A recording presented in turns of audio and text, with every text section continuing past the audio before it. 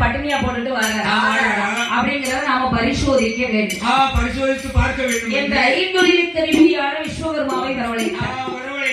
ஐந்தொழில் கருவியான விஸ்வகர்மாவை வரவழைத்து ஐயா விஸ்வகர்மா, எனக்கு ஒரு சின்ன சிமிழ் ஒண்ணு வேணும்.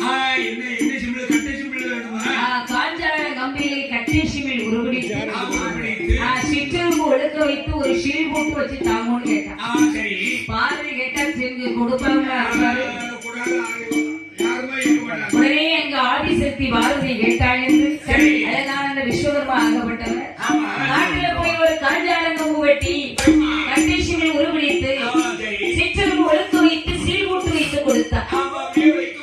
சிமிழ கையில வாங்க பார்வதி அழகாக கலைநயத்தோடு செய்திருக்கிறார். இதற்கு நாம ஏதாவது ஒரு பரிசு கொடுக்கணும். நமக்கு ஒரு பொருள் கொடுத்தா நம்மளும் திருப்பி பரிசு கொடுக்கணும். அதே கழுத்துல கொடுத்தா பாரு முத்து மாலை, மாலை கட்டி பரிசா கொடுத்தாராம்.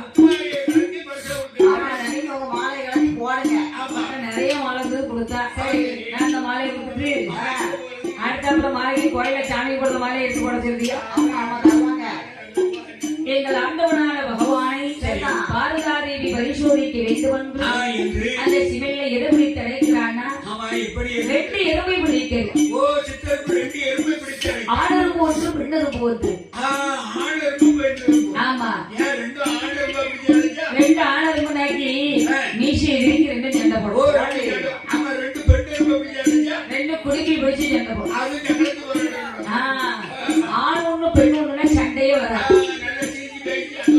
அதுக்குதான் அங்க வந்துருக்க சோழிய பிரிக்க கூடாது என்று அவ்வளவு விளையாடுறது பிடித்தரைச்சு சீல் பூட்டார் சிமலி பூட்டி தன்னுடைய முந்தான